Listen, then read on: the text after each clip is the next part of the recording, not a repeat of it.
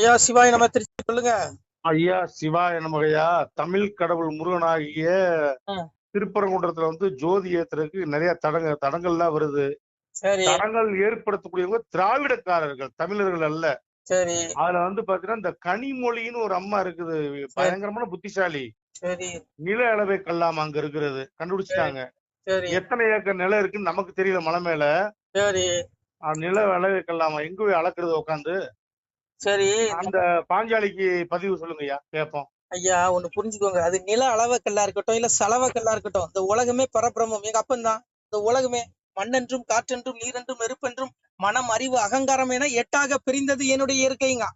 இயற்கையில ஒவ்வொரு மண்ணுலயும் பகவான் இருக்காங்க. அப்ப ஒரு கனிமொழி சொன்ன அந்த கல் தூணு சலவக்கல்லா கூட இருக்கட்டும் அளவக்கல்லா கூட இருக்கட்டும்யா, அதுல அதுவும் இறைவன் தான், எங்க அப்பன் தான். வேற யாரு? அதான் சொன்னான், என்னடங்கா ஜோதி பரன் மண்ணடங்கி இருக்கின்றேன், வேதாந்தோ சித்தாந்தோ விளம்பி வைத்தேன் வையகத்தில். என்னடங்கா ஜோதி பரன் மண்ணடங்கி இருக்கின்றேன். எங்க அப்பன் ஜோதி பரன் சிவருவான் ஒவ்வொரு மண் துகள்லயும் இருக்காங்கிறான். ஐயா ஒரு நிமிஷம், கனிமொழி உடல்ல இருங்க இருங்க இருங்க. அது நிலவுல என்ன புண்ணாக்கா இருக்கு போகுது? உனக்கு கடவுள் நம்பிக்கை இல்ல இல்ல? அதான் நீ எதுக்கு இதெல்லாம் பேசிட்டு இருக்க? அழிவுயா அழிவு. அந்த ஆத்மா நரகத்துல உனக்கு நம்பிக்கை இல்ல, நீ எதுக்கு இதெல்லாம் பேசுற? உனக்கு என்ன யோக்கியதை இருக்கு? அந்த ஆத்மா நரகத்துல விழுந்து அழியணும், நரகத்துல ஆக்கினை தண்டனை அனுபவிக்கணும்ல, அதுக்குதான் ஆப்பு.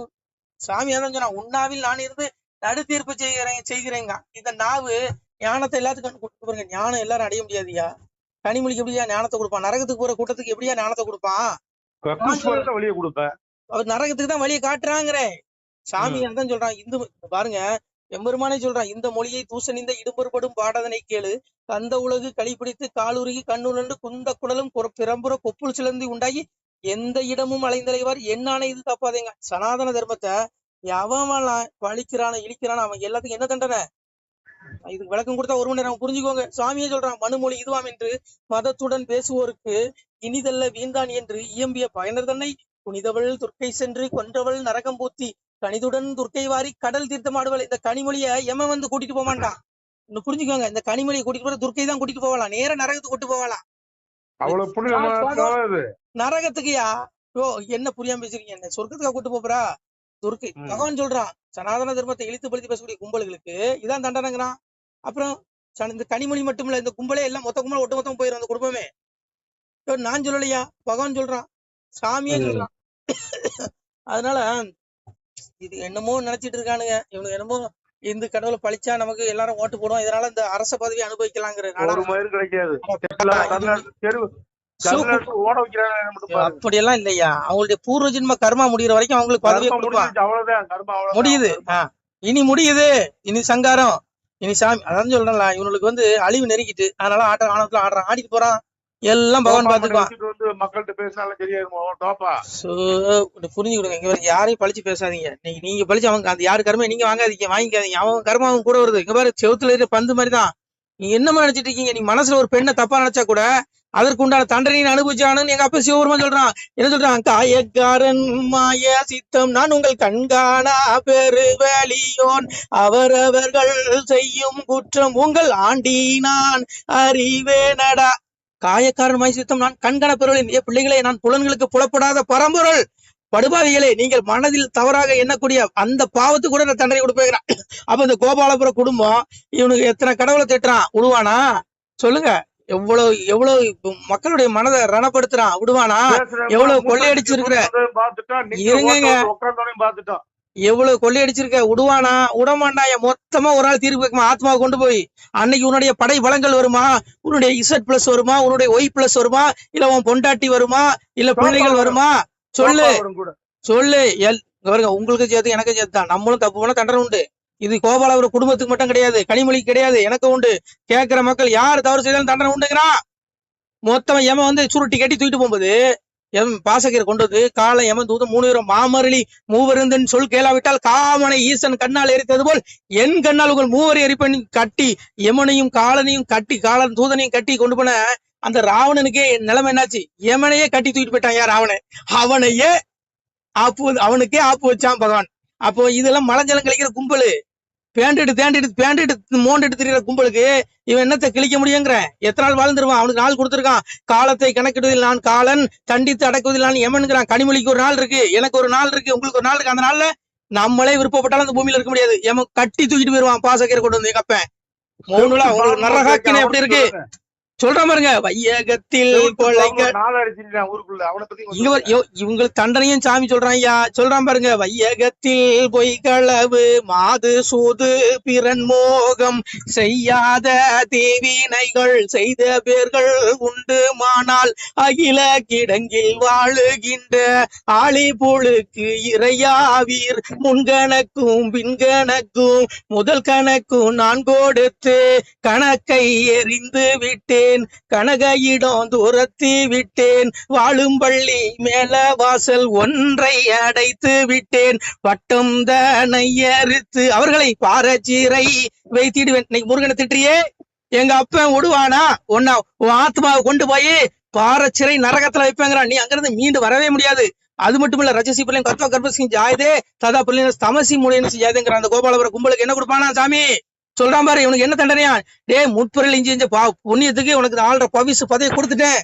உன் நாள் முடியும் பொழுது உன்னை அழைத்து கொண்டு போய் உன்னை நரகத்துல புழு கொஞ்ச இடத்துல போடுவேங்கிறான். பக்தி சோதித்தை பல நாளும் காத்திருந்த வித்திகன் இணை வந்து வேண்டார் மேல் வீடு இழந்து திறந்த தீ நரக சீல்குட்டியில இடைக்க கொத்தி அருந்த புழுக்கள் வந்து கொஞ்சுவாங்க. அந்த புழு நெளிகிற கடல்ல இந்த கனிமொழி மட்டும் இல்ல, இன்னும் நிறைய பேர் இருக்கான் கருப்பு சட்டை போட்டு.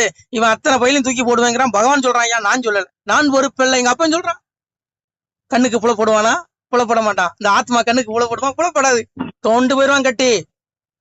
நான் என்ன சொல்றேன்? இவனெல்லாம் மோண்டுட்டு பேண்டுட்டு திரிகிறோம். இவன் இல்ல பெரிய திவ்ய புருஷர்களா இவனுங்க? இவன் தேவ சரீரம் பெற்ற ஒளிமயமான தேஜஸ் உடையவர்களா இவர்கள்? சொல்லுங்க. இவன் தேஜஸ் மலஞ்சலைக்கு உடம்புடா உனக்கு. ஆத்மா ஒளி உடம்பு இல்லைன்னு சொல்லல, அது அழியாது. ஆனா உனக்கு ஆக்கினை இருக்கு நரகத்துல மோவனுகளா. கனிமொழி எனக்கு களிமொழி எந்த மொழியும் தப்ப முடியாது. நீ சரணடை, எங்க அப்பாட்ட சரணடைச்சுக்கோ. சாமி சொல்றான். தினமொரு நேரம் எந்த திருமொழி அதனை கேட்டால் பனி வெள்ளம் போலே பாவம் பறந்திடும் நிசமே சொன்னோம். கனிமொழி சோதிவாக்கும் கையெழுத்தாதி நோக்கும் துணிவுடன் கேட்டோர் உற்றோர் தொலைத்தனர் பிறவிதானேங்கிறான். எங்க அப்பாவுடைய திருவாசகத்தை நீ காதுல கேளு. இது கனிமொழி ஆகட்டும் இல்ல கருப்பு சட்ட கும்பல் கோபாலபுர குடும்பம் எல்லாத்துக்கும் சொல்றேன். கேளு. கேட்டு நீ திருந்தி நடந்தால் உன்னுடைய ஆத்மா உய்வடையும். இல்ல ரஜசி பிள்ளையும் கத்வ கர்மசி ஜாயதே ததா பிள்ளையும் தமசி மூணு ஜாயதே 84 லட்சம் பிறவி நரகத்துல உனக்கு தண்டனை கொடுத்த பிறகு இறப்புக்குரிய மண்ணுலகளை இந்த குடும்பத்துக்கு இந்த கனிமொழி மாதிரி கும்பலுக்கு 84 லட்சம் பிறவியை கொடுத்து புழு விலங்கு பறவை கொடுத்து சாகடிப்பேங்கிறான். சிவபெருமான் சொல்றான்.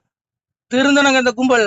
இவன் இந்த அற்பப்பதை கேவலம் ஒரு சின்ன இந்த அரசியல் பதவிக்காக இப்படி ஒரு இறை உண்மையான இறை இருக்கக்கூடிய அந்த தர்மத்தை பழிக்கும் போது தண்டனை உண்டுங்கிறான். நான் சொல்லலையா?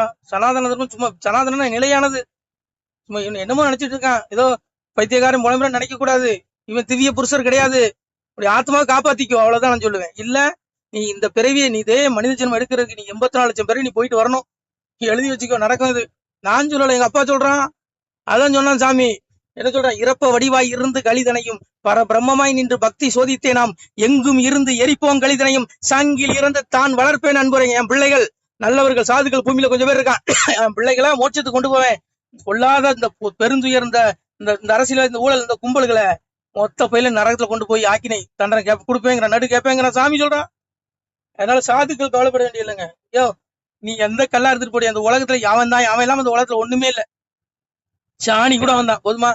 இதுக்கு மேல உனக்கு என்ன எல்லாம் அவன் தான். ஐயா சந்திரனும் நானானேன், சூரியனும் நானானேன், ஜோசியங்கள் சூத்திரங்கள் பல சாஸ்திரங்கள் நானானேன், என்னடங்கா ஜோதிபரன் மண்ணடங்கி இருக்கின்றேன், வேதாந்தம் சித்தாந்தம் விளம்பி வைத்தேன் வையகத்தில். வேதாந்தம் சித்தாந்தம் எல்லாம் பிதாகம் ஜெகதோ மாதா தாதா பிதாமக வேத்தியம் பவித்திரம் ஓங்கர சாமேஸ்வர சந்திரன் தான் தபாமி ஹமகுமர்சம் ஜாமிஸ் அமிர்தம் சைவம் சதச சாகம் அர்ஜுனாங்கிறான். சந்திரனா தான், சூரியனா தான், வேதாந்த சித்தாந்தம் மண்ணுல ஒவ்வொரு அண்டத்துல நான் இல்லாம ஒண்ணுமே இல்லைங்கிறான். அனைத்தவங்க கனிமொழி உடம்புல கனிமொழி இதயத்துல இருக்கான். இந்த கனிமொழி இருக்கு பாருங்க, கனிமொழி அது இது ஈஸ்வர சர்வபூதான விருதே.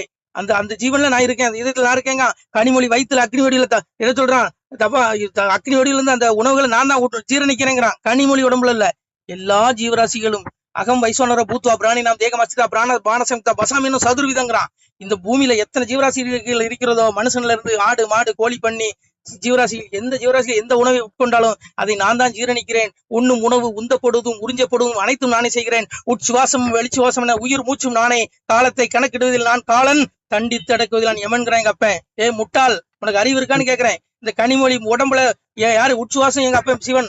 அந்த அவளுக்கு கனிமொழியுடைய அந்த நாளை முடிக்கிறதவன். காலத்தை கணக்கிடலாம் தண்டித்து எமன்கிறான். வயிற்றுல அக்னி வடிவில இருந்து ஜீரணம் பண்றான். எல்லாம் தான் பண்றான். கர்மத்துக்கு பயனளிப்போம் நானேங்கிறான். அது பூர்வ ஜென்மத்துல பண்ண புண்ணியத்துக்கு ஆள்ற பதவி வாய்ப்பு கொடுத்துருக்கான். எம்பியா இருக்க இரு, உனக்கு இருக்கு இரு பொறு, உனக்கு நாள் வரும். கனிமொழிக்கு மட்டும் இல்ல எல்லா பயிலுக்கும் வரும், எழுதி வச்சுக்கோ.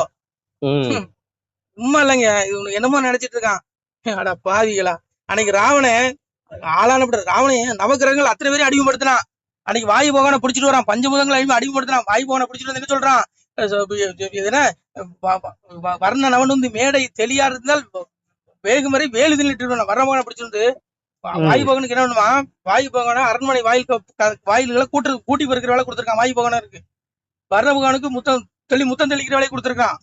பஞ்சபூதங்கள் அடைக்காண்ட ராவணனுடைய நிலைமை என்னாச்சு சொல்லுங்க. வாசு மணிமணி துரட்டால் வீசுவன் வாழல் வெட்டுவன் என்பான். வாயுவான் கூட்டி பெருக்கி சுத்தம் பண்ணி இருக்கிறான் ராவனுடைய வாயில் கதவை. சந்திர சூரியர்கள் சாய்ந்து மிக போகட்டால் சந்து சந்தையன் சரத்தால் இருப்பேன் என்பான். சந்திர சூரியன் வந்து டெய்லி நமஸ்காரம் பண்ணணும். அன்னைக்கு டிஜிபி பெரிய பெரிய அதிகாரிகள் இந்த ஆட்சியாளர்களுக்கு போய் சல்யூட் அடிக்கிறாங்க பாருங்க. அந்த மாதிரி அவன் பயந்து போய் இவங்களுக்கு சந்திர சூரியன் வந்து சல்யூட் அடிச்சிருக்கான் ராவணனுக்கு. மாமரளி மூவருந்தன் சொல் கேட்காவிட்டால் காமன ஈசன் கண்ணால் எரித்தவள் என் கண்ணால் உன்னுடைய தூதனையும் உன்னை எரிப்பனான்னு சொல்லி 3 பேரையும் கூட்டு வந்து கைகாலமுக்கு வச்சிருக்கான். ஏமாதிரமான கொண்டு வந்து கைகாலமுக்கிற வேலையை கொடுத்துருக்கான் ராவணே. அவன் நிலைமை என்னாச்சு, விட்டானா எங்க அப்பன் சொல்லுங்க, விட்டானா? வெள்ளருக்கு சடைமுடியான் வெற்படுத்த திரும்பியானி மேலுங்கிலும் எல்லிருக்கும் இடமிட்டு ஈருக்கும் இடமாடி இழைத்தவாறே கல்லிருக்கும் மலர் கூந்தல் ஜானகி தன் மனச்சிறையில் கலந்த காதல் உள்ளிருக்கும் எனக்கருதி உட்புகுந்து தடவியதோர் ஒருவன் வாளி. எங்க அப்பனுடைய வாளி, அந்த வாள், அந்த ராமபானம் அவனுடைய சிரச அறுத்து 1000 பிணக்குவியலுக்கு அடியில கொண்டு போட்டுச்சான் அந்த ராவணனுக்கு. அந்த யமனையே கட்டுப்படுத்தினவனுக்கு. ஏன் மோண்டுட்டு தேண்டு திரியிற கும்பலியா இதெல்லாம்? இவனுங்களுக்கெல்லாம் கருமம் பெய்ய போன இவனுக்கெல்லாம் எவனும் தப்ப முடியாது. பிரபஞ்சத்துல உடல் தான் அழியுது, ஆத்மா அழியாது. பிரபஞ்சம் அழியாலும் ஆத்மா அழியாது. ஆனால் ஆத்மாவுக்கு தண்டனை நிச்சயம் உண்டு. இவர்கள் எவரும் தப்ப இயலாது. ஓம் நம சிவாய். திருச்சிட்டம்பலம், தில்லையம்பலம், பொன்னம்பலம். சிவாய் நம. திருச்சிட்டம்பலம், தில்லையம்பலம், பொன்னம்பலம். சிவாய் நம. உறவுகளே, சிவ அன்பர்களே, தற்போது தாங்கள் இந்த வீடியோவில் பார்க்கக்கூடிய இடத்துல ஒரு சிவாலய திருப்பணி ஒன்று நடந்து கொண்டிருக்கிறது. இந்த இடத்துல பார்த்தீங்கன்னா முன்பு ஒரு காலத்தில் வந்து ஒரு சிவாலயம் இருந்திருக்குது. அதாவது இந்த ஏரியா வந்து இப்போ வந்து ஒரு தென்னை மரங்கள் பனைமரங்கள் சூழ்ந்த காடாக இருக்கிறது. முன்பு ஒரு காலத்தில் இங்கே ஒரு ஊர் இருந்ததாக சொல்கிறாங்க. ஆனால் இப்போது சுற்று வட்டாரத்தில் 5 கிலோமீட்டர் சுற்றுலா ஊரே கிடையாது, காடு. இப்போ இந்த இடத்துல ஒரு சிவாலயம் வந்து அமையிருக்கிறது. இந்த சிவாலயத்தில் வந்து அந்த சாமியுடைய திருமேனியை வந்து எடுத்து வச்சிட்டோம். திருப்பணி முடிஞ்சதுக்கப்புறம் பிரதிஷ்டை பண்ண இருக்கிற உறவுகளே, தற்போது இந்த வீடியோ பார்க்கக்கூடிய உறவுகள் தங்களால் முடிந்தால் ஒரு சின்ன உதவி செஞ்சு கொடுங்க. எங்கள் இடத்துல பொருளாதாரம் இல்லை, அதனால் பார்த்திங்கன்னா அந்த வேலையெல்லாம் அப்படியே நின்று போச்சு. பாருங்கள், இந்த அப்படியே பாதியிலே நிற்கிது இந்த சிவாலய திருப்பணி வந்து. பக்த கோடிகள், அன்பு உள்ளங்கள், தயவுசெய்து நீங்கள் உதவி செய்ய விருப்பமுள்ள உறவுகள் உதவுங்க. உங்களுக்கு கோடி புண்ணியம் கிடைக்கும். இந்த சாமியோடைய அருள் அனுகிரகம் உங்களுக்கு கண்டிப்பாக கிடைக்கும். இது வந்து ஒரு புகழ்பெற்ற சிவாலயம் கூட சொல்லலாம். சாமியோட திருமேனியை எடுத்து வச்சிட்டோம். இந்த இடத்துல பார்த்திங்கன்னா ஒரு வாசி தண்டம் இருக்குது. அந்த காலத்தில் ஒரு முனிவர் யாரோ தவம் செஞ்சுருக்காங்க. அவங்களுடைய வாசி தண்டம் அவர் திருக்கரங்களால் எழுதின ஓலைச்சுவடி கூட இன்றும் இருக்குது, இன்னும் பாதுகாக்கப்பட்டு வருது. அது கோயில் திருப்பணி முடிஞ்சதுமே அதையும் நாங்கள் அந்த வழிபாட்டுக்கு வச்சுடுவோம். இந்த சிவாலய திருப்பணி வந்து சாமி திருநாமம் வந்து முக்தீஸ்வரர் அப்படிங்கிற திருநாமத்தில் வழங்குறாரு. நெல்லை மாவட்டம் நாங்குநேரி தாலுகாவில் இந்த சிவாலயம் அமைய இருக்கிறது. உறவுகளே, இந்த வீடியோ பார்க்கக்கூடியவங்க ஒரு 2 பேருக்காவது கொஞ்சம் ஷேர் பண்ணுங்கள். இந்த வீடியோ பார்க்கக்கூடிய யாராவது ஒரு சின்ன உதவி செஞ்சால் இந்த ஆலய திருப்பணி வந்து கண்டிப்பாக நாங்கள் வெற்றிகரமாக முடிச்சுடுவோம். பாருங்கள், அந்த வேலை எல்லாமே அப்படியே நிற்கிது. கல்லெல்லாம் இறக்கி போட்டுருக்கோம். இன்னும் நிறைய கற்கள் தேவைப்படுது. சுவாமியோடைய அந்த திருக்கோபுரம் பார்த்திங்கன்னா லிங்க வடிவிலே அமைக்க இருக்கிறோம். உதவுங்கள் உறவுகளே. உங்களுக்கு அப்பா சிவபெருமானுடைய அருள் நிச்சயம் கிடைக்கும். எம்பெருமான் சொல்வான், வாழுவீர் தாழ்வில்லாமல் மக்களும் கிளைகள் கொஞ்சி நாளுமே மகிழ்ச்சியை கூர்ந்து நலமுடன் வாழும்போது நீளுமே எனது செங்கோல் நீதியும் நெறிபோல் வந்து ஆளுமே உங்கள் தன்னை அன்புடன் அலையாவண்ணம். உங்களை எம்பெருமானுடைய அப்பாவுடைய திருவாசகத்தாலேயே வாழ்த்துறோம் உறவுகளே. ஆணுடன் பெண்ணும் பெற்று அதிகமாய் செல்வமாகி தானுடன் நினைவுமுற்று தர்மமும் நெறியும் கற்று வேணும் நீள் காலமெல்லாம் வெள்ளியர் உடனே வாழ்ந்து போனுதல் கமலநாதன் பொற்பதம் பெற்று வாழ்வீர். அந்த ஈசனுடைய பொற்பதம் நிச்சயம் கிடைக்கும். உங்களுக்கு இகத்திலும் சுகம், பரத்திலும் சுகம். உங்களுடைய கர்ம வினைகள் மன்னிக்கப்பட்டு உங்களுக்கு நிச்சயம் மோட்ச வீடு கிடைக்கும். இகத்தில் பூரண ஆயுளுடன் நோய் நொடி இல்லாமல் வாழ்ந்து நீங்கள் பரவாழ்வும் பெறுவீர்கள் உறவுகளே. மக்களே, நீங்கள் எல்லாம் வாழ்பொன்னம் பதியிற் சென்று முக்கியமான யுகநில மதிலே தன்னால் கக்கிய பொன்கள் ஸ்வர்ணம் கைமணம் குளிர அன்னம் பொக்கிஷம் நிறைய வைத்து புகழ உண்டு இனிதாய் வாழ்வீர். இந்த இகவாழ்வும் பரவாழ்வும் உங்களுக்கு சுகப்பட அப்பன் ஈசனர்களால் வாழ்த்துகிறோம். இந்த திருப்பணிக்கு உதவி செய்ய ஒரு ஜிபே எண் சொல்கிறோம். இந்த எண்ணில் நீங்கள் உதவலாம். நீங்கள் இந்த எண்ணிலேயே நீங்கள் தொடர்பு கொள்ளலாம். ஜிபே, ஃபோன்பே, வாட்ஸ்அப் எல்லாம் இந்த நம்பர் தான். 93 85 44 31 06 93 85 44 31 06 இந்த எண்ணில் நீங்கள் உதவலாம். தொடர்பும் கொள்ளலாம். வாட்ஸ்அப்பு இந்த எண்ணு தான், ஜிபே இந்த எண்ணு தான். உறவுகளே, முடிந்தளவுக்கு ரெண்டு பேருக்காக ஷேர் பண்ணுங்கள். இந்த வீடியோ பார்க்கக்கூடிய யாராவது ஒருத்தர் சின்ன உதவி நீங்கள் பெரிய அளவில் செய்யணும் கூட, நீங்கள் ₹1 நீங்கள் தந்தாலும் மனசார வேண்டி ஏற்றுக்கிறோம். உறவுகளே, உதவுங்கள். முடிஞ்ச அளவுக்கு ஷேர் பண்ணுங்கள். நன்றி. சிவாய நம. திருச்சிற்றம்பலம், தில்லையம்பலம், பொன்னம்பலம்.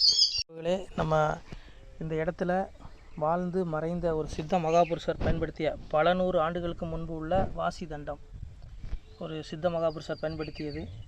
அவர் திருக்கரங்களால் எழுதிய அந்த ஓலைச்சுவடி கூட பாருங்கள், இன்னும் பாதுகாக்கப்பட்டு வருது. இந்த சிவாலயம், நம்முடைய இந்த சிவாலய திருப்பணி முடிந்ததுமே எம்பெருமான் அவர் எழுதிய அந்த சிவனை பற்றி புகழ்ந்து எழுதிய அந்த பாடல் வரிகள் இதில் இருக்குது. இந்த வாசி தண்டம் அவர் பிரதிஷ்டை செய்த அந்த லிங்க திருமேனியையும் இந்த இடத்துல நாம் இந்த ஆலயம் கட்டி நாம் பிரதிஷ்டை செய்திருக்கிறோம். அனைவரும் இந்த ஆலய பிரதிஷ்டைக்கு கண்டிப்பாக வரணும். முடிஞ்ச அளவுக்கு வீடியோ பார்க்குறவங்க உதவி பண்ணுங்கள். உறவுகளை, பொருளாதாரம் இல்லாமல் திருப்பணி நின்று போச்சு. முடிஞ்ச அளவுக்கு ஷேர் பண்ணுங்கள், உதவுங்க. நன்றி. நம சிவாய. திருச்சிற்றம்பலம், தில்லையம்பலம், பொன்னம்பலம். இந்த புண்ணிய பலன் தங்களுக்கு கோடான கோடியாக வரும். உறவுகளை, நம சிவாய.